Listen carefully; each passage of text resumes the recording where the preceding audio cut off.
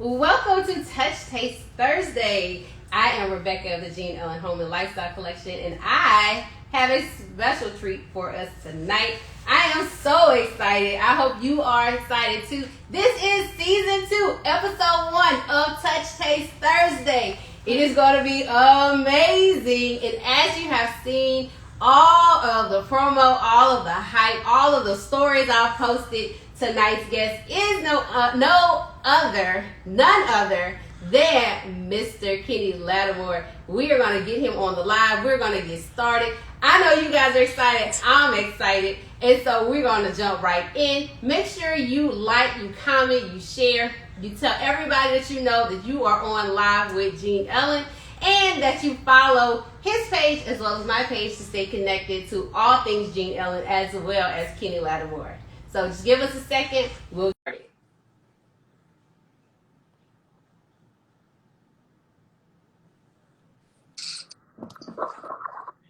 There he is. Welcome. Hey, how are you? Thank you. How are you doing? I am doing fantastic. Is my sound okay? Yes. Okay, because I know sometimes I put my AirPods in or what have you so that it blocks out some sound, but I do have them here when I'm doing that. I know the people are coming on board. Let me see if I can. Welcome. Thank you so much for being a part of Touch Taste Thursday. I am honored. I'm nervous. I'm just so excited. I'm just so excited. Thank you for being a part. Well, no, I appreciate you. I appreciate you wanting to do this.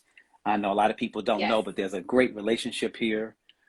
Your dad is very, very dear to me. And when he told me about your show, I was like, yeah, let's do it. And not only that, but this is just a great time because there's a lot going on. So I'm doing interviews talking about this album. I'm touring and all of that. So I'm excited to share this moment with you. Awesome. Well, let's jump right on in. You brought up your new album. Now, let's just talk about the song Pressure. I love it. I love it. Thank you so much. When I was doing this entire album, really, there's a young guy who, his name is Drakkar Madison Wesley. We call him Madison. He's a great artist. And he worked on my song Love Me Back. That's when I first met him, we did Love Me Back for my Anatomy of a Soul, Anatomy of a Love Song album. He did Be Here, the new Boney James. He did Stay on Your Mind on my Vulnerable. A lot of the songs are vulnerable. So I was like, I think I have a really strong team member with him. I'm going to bring him back. Let's do some other stuff to keep it modern because it's like he's become another kind of teacher for me.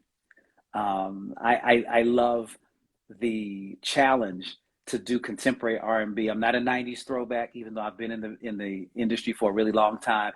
You don't really see me on shows as a 90s throwback. I tend to make more contemporary music for the audiences of today. So as much as I love to service my legendary or legacy fans who have been with me for 25 years, some people heard For You when they were 10, but now they're in love or having kids or family or whatever. So I have this new, maybe 30-year-old or 35-year-old fan that's kind of going with me. So we're expanding. That's the goal, to keep expanding this whole thing. Absolutely. So let me ask you, when did you first fall in love with music? When did you know that was the career path that you wanted to go down? I think I had moments of falling in love with music and not really understanding what it was. I remember one of my first moments, I was listening to Stevie Wonder as a child, and the music would make me cry. And I didn't know why. I didn't know why it was touching my emotion the way it did. Where were you when I needed you last winter? All of it, all of those kinds of things moved me. So I was like, oh my gosh, I love this. But I was deathly shy growing up. I was deathly shy. And somewhere around 12, my mother discovered I could sing, and she got me into doing voice lessons. And that began to give me more confidence because I was like, okay, maybe I am okay. I thought that everybody sang, but I said maybe Uh-huh. I'm different, you know. And it wasn't until I was about 14 that I started singing like in middle school and getting the reaction from the girls. It always happens, you know, the girls, you know, when I Right. started getting the reaction from the girls and all, then I said, okay, maybe there is something different to this. And I just kept at it. But the one thing is, I'm from Washington, D.C. Hmm. We did not know how to truly become an artist. I mean, there were some artists that had record deals, but I didn't know how to really do the industry, if you will. Hmm. Um, but I met people who said you can do a demonstration tape of what your craft is, or you can do live shows and all that kind of stuff. And somebody might discover you one day. And I think I just went on that path of trying to be discovered. And in the process of that path, I enjoyed it more and more, particularly the live. Really, Got really it. liked it. So being from DC, how did you not get a part of that go-go? Like, do you have you ever performed with the go-go band? Like, is Oh that a part yeah. of your repertoire? You know, as a matter of fact, it's so funny. About 4 or 5 years ago, I went to the Smithsonian Institution, which is a huge nonprofit or foundational organization that is the backbone, I guess you'd say, of the museums in the Washington D.C. area. And they were doing a history on go-go, and I performed For You. I performed some Marvin Gaye, some Frank Sinatra, all to go-go as a way to give homage and teach the people how go-go evolved. Mm-hmm. It's much like the rap industry, where it was about sampling music that already existed. Go-go's kind of, you know, had that thing to it. Although there was original go-go, um, some of the best go-go, oh my gosh, was Chuck Brown Yes. doing the jazz standards over. So Okay. I definitely was a part of that. And I would go, but I'd have to say I was more of a sheltered kid. I didn't go out to the go-go all the time. The go-go was dangerous in DC back in my day too. Oh. I'm just gonna say it. I'm just gonna, it was a rough scene Mhm. in Chocolate City. Things Okay. have become more gentrified now, and things might be a little bit different. But when I was coming up, we had some fun. I'd go to the big parties and events, but I was also a young performer with a little bit of local fame, just a little bit. Yes. So as I was a teenager, I was singing and going, you know, playing with some of these bands. I might open up for EU, Experience Unlimited, who did Debut. Yes. You know, I might be literally. I was doing those kind of things, or we'd be at a place called Riverfest in Okay. DC, and I got a chance to be on stage because I performed with a group called Mannequin back in the day, and Mannequin was produced by Charlie Wilson. We know as Uncle Charlie now, Charlie Right. Wilson and Ronnie Wilson from the Gap Band. Okay. So I had a different kind of life. I was not quite the new edition Boys to Men who, you know, was really growing up super famous, but I was growing up with a little local fame and getting my name out there. So I wasn't living quite the life that the average kids were living. I was Got it. still kind of sheltered and being nurtured for the music industry because there was this idea that one day you're gonna make it. We didn't know how, but one day you're gonna make it. Absolutely. And that is, I think, a part of what this generation is missing. Mm, That foundation. I think everybody mm, just feels like, oh, I can do this, so I'm gonna just do it. They don't yeah, really have that foundational growth where, like you said, you know, you started out doing um, classes and vocal training, and yeah, you know, yeah, getting those basics to build up to where you are now. Everyone yeah. wants to jump from zero to a star. It's true. It's very true. I saw somebody asking about my son. Coach, love to you, man. I see some of our friends on here because I listen to my son talking about that because he is, you know, just a part of that generation. I see somebody saying instant gratification. It's Yes. true. Or the idea of feeling entitled, like I'm supposed to be given this opportunity, Correct. as opposed to going in and proving yourself and taking it. Um, I sent my son to school on the East Coast Okay. to study business. He was very talented in a lot of areas. I know some people knew he was playing football, he was doing all kinds of things, but in the end, he turned around and he said he wanted to do music. And Wow. I was like, wow, you want to do music? Well, let me tell you something. It's 80% business and maybe 20% actual music. Right. So in order to skip some of the things that I took years to learn, I took maybe 10 years to learn. I said, go and learn about business. And I was very grateful that he did. He embraced the whole concept because I wasn't against him. Like some parents are like, nah, music, oh no, even You're though it's right. what I do. Some people are like, well, they don't have it's not it's not stable and all that kind of stuff. But you know what? Somebody's gonna make it in this music industry. Somebody's gonna be Absolutely. that NFL player. Somebody's gonna be that NBA star. Why not you? Yes. So, but is it going to be challenging? Is it going to be tough? Yes. And what I tell him is, my parents used to talk about falling back, and I hated that. Oh, you got to have something to fall back on.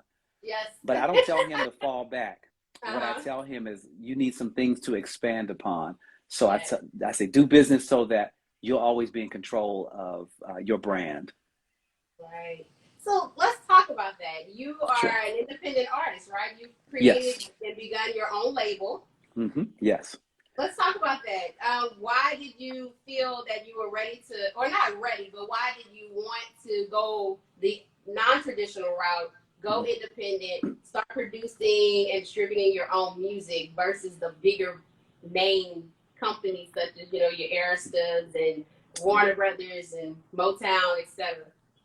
Um, Well, it's been quite a journey of experimentation on every level for me. I have done like probably I've worked with maybe 10 major labels. And let me tell you, when you've worked with that many major labels, to be honest, you shouldn't necessarily have a career.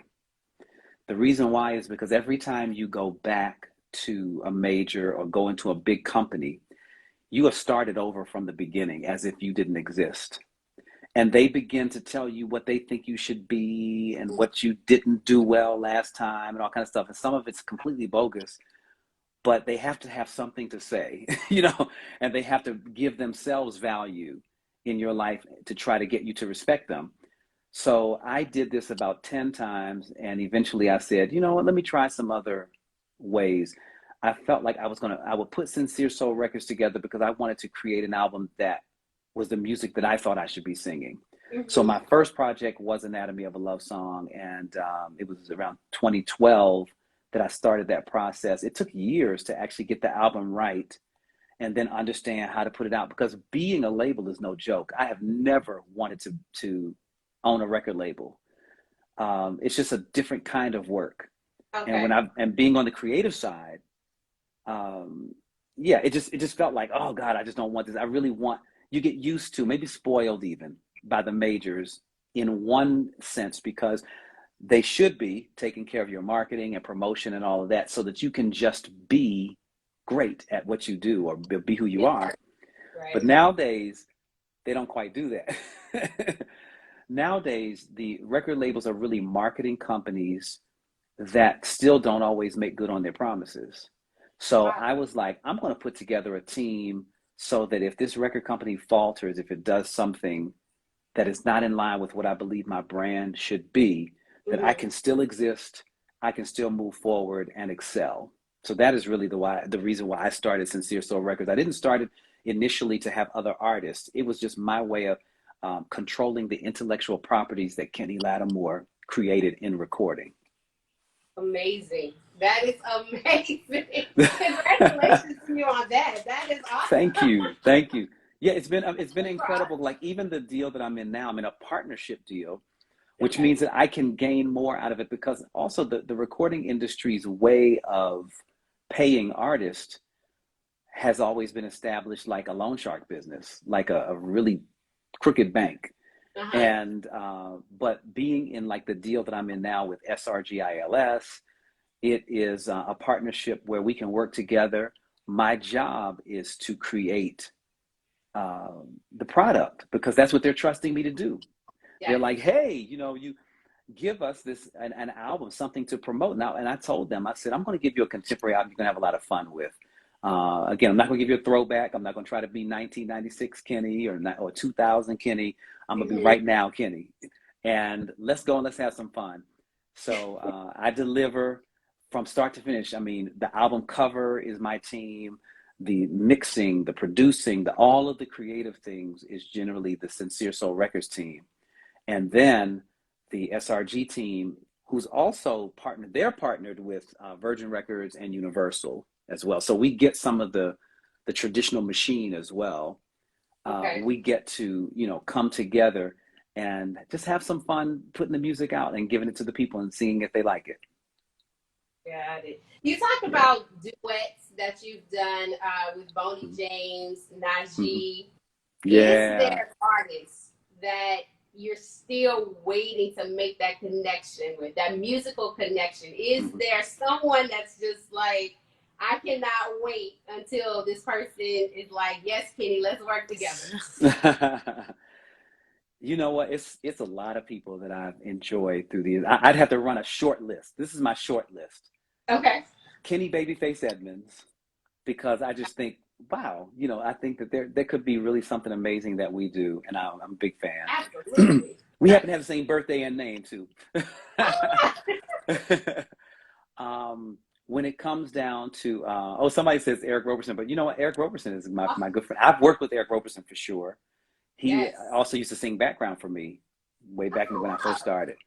Um, the other person would be John Legend. I'm into I like songwriters. Jasmine Yes. Sullivan. How about that? Yeah, Jasmine Sullivan. One of my absolute favorites and has been for a long time. Mm-hmm. Um, Lucky Day. Let's bring it all the way now. The approach that Lucky Day does to his music kind of inspired my approach to some of the modern, and I call it my modern contemporary music, because when you hear this new album, Here to Stay, you're going to hear it start out like a traditional R&B, up steppers, all this the Yeah, kind of yeah. sound that people think of me having, and then it just keeps morphing into this contemporary sound that is different for Kenny Lattimore. But what I'm hoping is that people will grow with me, because that's what I feel like I'm doing again. I'm growing by listening to these younger artists Mm-hmm. and understanding where the market is. It's not where it was when I first came out.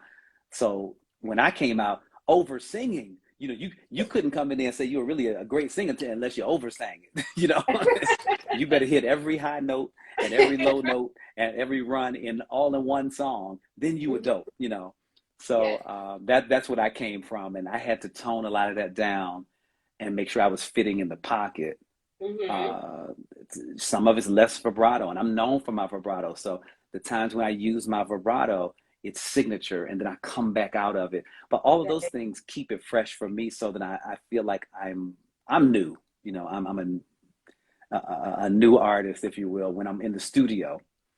And then when you see me live, I just kind of let it all hang out. Just Yes. So let me ask you also about with the duets. You've also done a quite just just several remakes, and you did it in your Oh, own thank you, style. thank That you, thank you to be so much. appreciated. It's really funny. I went through one. I've been careful to touch certain remakes because of being such a fan, and then particularly I'm going to have to mention Donny Hathaway because I'm friends with Layla, friends with Okay. Kenya. Kenya used to sing background for me as well. So there's a respect for the legacy of artists. Um, there is, I did a song "While My Guitar Gently Weeps," which was a Beatles song that I respect for them, respect for their legacy.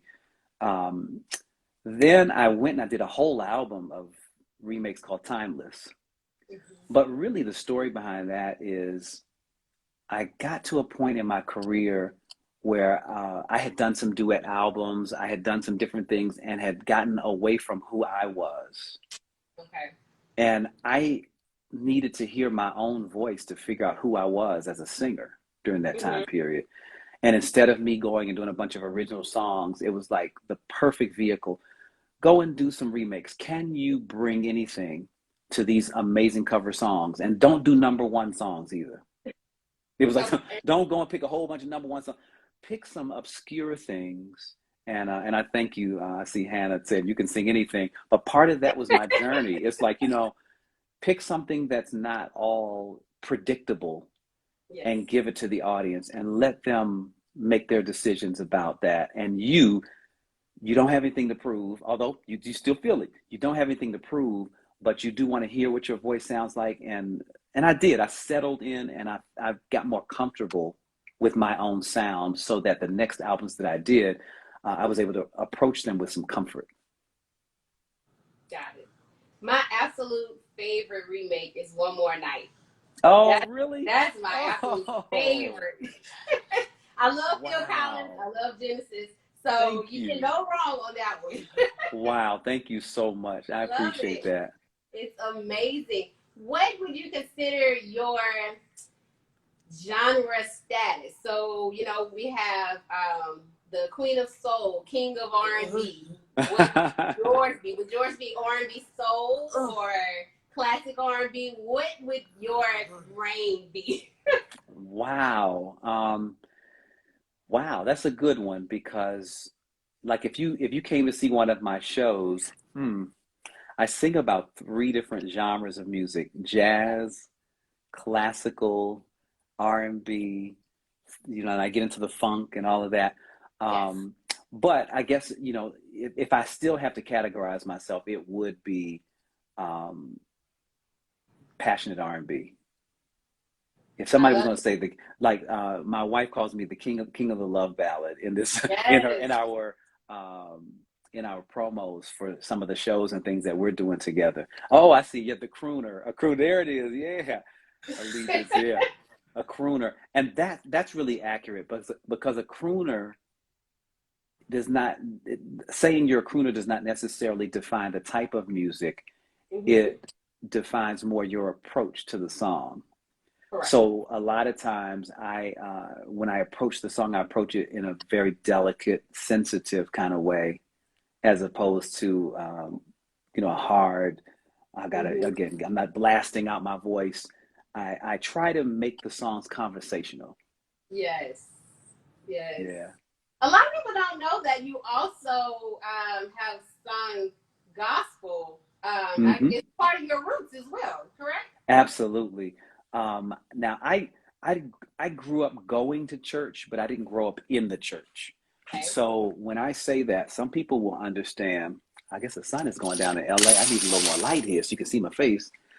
Uh, Growing up, um, going to church, I heard a lot of things, but I didn't immerse myself in the gospel part until later, like my late teens. Okay. Which in a way helped me too because I come up in the era where you didn't mix the two. Right. It was Right. either secular or gospel. It was for you were either for Jesus or you weren't, And Right. and I was like, really, I can't love and be for Jesus, I can't have this conversation. I used to always feel like if I can say this out of my mouth in a Right. conversation, can't I sing it? So I listened to the Clark sisters, I guess what was considered contemporary gospel. And then as my relationship with God got closer, I started listening to generations of singers that came prior to the Mahalia Jacksons and the Claire Ward singers and things like that. But when I was coming up, Daryl Coley was just doing it for me. Oh my gosh! If y'all know who Daryl Coley is, you can listen to Yes. his voice and you can tell that he was influenced by classical and jazz as well as R&B, all of it in one, and he gave it to the Lord. So that was someone who I was imitating at a time, and I was taking in. Gospel was bigger than just a music form for me. It was really my life that I was living. And eventually I got to record gospel. And Yes. my first gospel songs that I recorded ended up on an album called Broken with William Beckton, an Okay. album that went to number one on the Billboard gospel charts for like 10 weeks. It was a song called Be Encouraged. Be Yes. encouraged no matter what's Yes. going on. So that song was the lead off, but I did four songs on that album.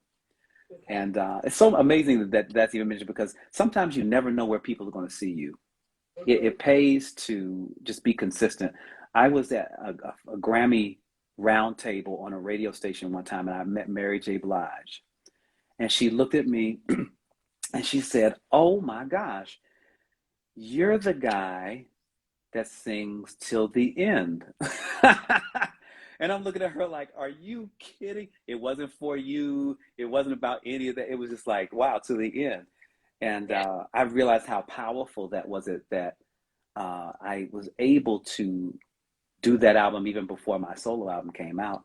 But Denise Williams used to come to Howard University when I was a student there, though.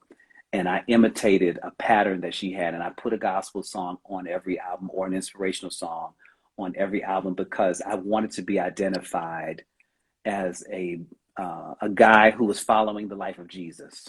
Okay. And I wanted it to be reflected in my music because I love his approach to people. I loved Yeah. how he loved and how powerful and confident he was. And so I wanted to make sure that that was a showcase, emulating again who I am as a man. So Yes. that's the long story, right? Let's talk. You mentioned your wife, Judge Faith. We love Judge Faith. Yay, we love Judge Faith, Love you, yes. girl. We love Judge Faith. Congratulations. You guys are still within a year, right? Newlywed? We're going on 2 years. We're going on 2 years, yeah. Oh, amazing. It's been a lot of fun. It's been amazing. And we decided that we would do a tour together in celebration Yes. of her book, Sis Don't Settle. Yes. And it's interesting being on the road because it's a nice way to keep us unified before I have to go off and start traveling and all of that. It gives us some time that we can work together and be in front of the world together because this is our first time making appearances and everything, doing her Sis Don't Settle book tour. Mm-hmm. And what that tour is for you folks, if you're thinking about going and you're like, I'm not sure what I'm going to see, just think about having a conversation, about the book and letting you know what that's about and talking about relationships, which is what my music is all about. And then I do a full out concert with my band afterwards. We're not skimping on anything. I'm not coming out doing an appearance of 2 songs and all that kind of stuff. It's really you kind of get a bit of everything. And we are going to have a blast on the road with that. We start October 22nd in Philadelphia. Okay. Do you have any dates coming to Louisiana? We don't have any dates coming to Louisiana yet, but I tell you, and this is still kind of far from you, the closest city to you, I think, Okay. is Nashville. I'll be But, there. okay, I'll make because my. I was getting ready to say, for those of you who really want to, guys, if there's any guys listening to me right now, you're in that area and you want to really show out for your lady, take her on a little weekend trip to Nashville. You get back in time for work the next day if you need to. But I mean, a Oh, lot of us are put me virtual, in the right? gym. Yes. Yeah. Take her Yes. on a crazy Listen trip to to Nashville this. to see Faith and Kenny do the Sis Don't Settle book tour. You gonna win, brother. Yes. We are here for the win. So for I those that love are it. joining us, welcome to Touch Taste Thursday. I am Rebecca Brumfield of the Jean Ellen Home and Lifestyle Collection, and my guest tonight, my special guest tonight, is Mr. Kenny Lattimore. We've Thank you. already dubbed him the crooner of soul, balladeer, sweet seduction, and he is just here. We're having a conversation about him, his music, his career, and now we are talking about Judge Faith, his bride. Yeah, yeah. So we are Amazing. excited She's about amazing. this tour. I'm excited about the tour. I'm excited about it. And I'm so sorry we're only doing 7 cities, but if you think about it, when do you ever see the judge on the road? You don't see Judge Judy on the road. You don't see Judge Mathis. So you're not going to see Judge Faith all of a sudden everywhere. So this is a very special time. Yes. We had to narrow it down to just the 7 cities because I also have my new album Here to Stay coming out on the 12th of November. So I'll kind of continue on and be touring while Faith continues with the book. But then she also has 2 television shows. She has a crime show Yes. on Oxygen, as well as you see her on Divorce Court every day. So it's a busy time. It's a blessed time for us. We've had dreams for years that we wrote down. So I hope this inspires somebody that we did vision boards together. We do this in January. Yes. And man, it's amazing to be unified in agreement. When you're in agreement in marriage and you're praying for things and hoping for things, we are checking stuff off our list left and right, almost too fast. Like, wait a minute, all of that happened already. And I'm not saying that everything will be instant for you, but it's something about agreement. And I think that some things happen faster than others depending on how prepared you are. Yes. If you are ready for it, I think God is like, okay, then I'm ready for you. So, here we are living our dreams. And so having this opportunity to be on the road together, we get to connect with you. So that's what's so important about it. But we knew we couldn't do, the whole United States and all of that. But we chose some of our favorite cities. And I said just some because, she's a Louisiana girl and she loves Louisiana. Right. But we had to just pick a few that we could do within the time period that we were given. Okay. Yeah. And that's totally understandable when you revamp the sport. Make sure you add Baton Rouge or New Orleans. Yeah. So we'll be there.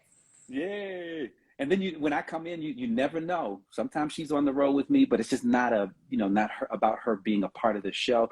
But sometimes you never know where Judge Faith is going to show up. Bring her with you because we love The Judge Nashville, Faith. I see somebody asking about the Nashville date. I think it's the 28th of October at the City Winery. Okay. If you go on KennyLattimore.com, all of the dates are there. And it shows you where you can just click a link and buy a ticket.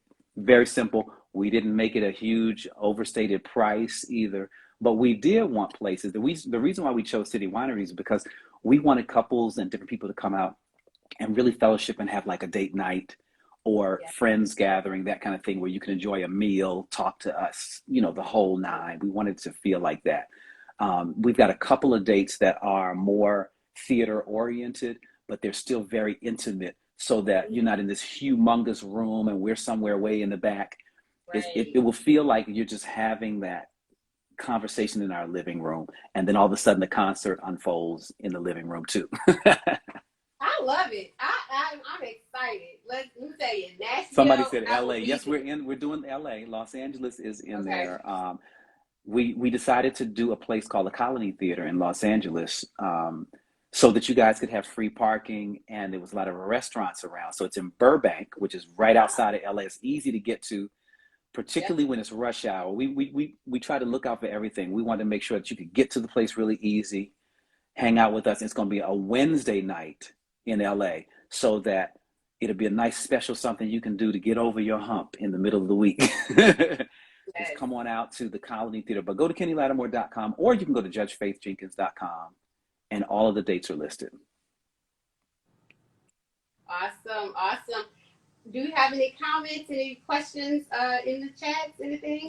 Wow, they are. I see all of you. I want to appreciate your support.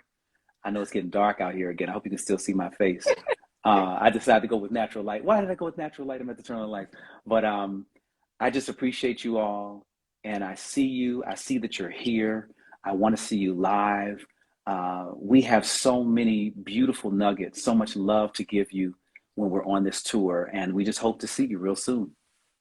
Absolutely. Thank you so very much. Thank you for having me. For being gracious. Thank you. Absolutely. I appreciate you so much. Oh, thanks. And I see somebody saying "well done" is their favorite. Thank you very much. I will. If you're at the show, I'll make sure I do "well done." I go through a segment of the show where I say, "What do y'all want to hear? What do you need?" And I just sing it. So it's going to be that kind of night. So. I'm there. All right. So God bless you guys. I'm already there. Thank you for having me. Absolutely. Well, this has been Touch Taste Thursday. My guest for tonight has been none other than Mr. Kenny Lattimore. This is season 2, episode 1.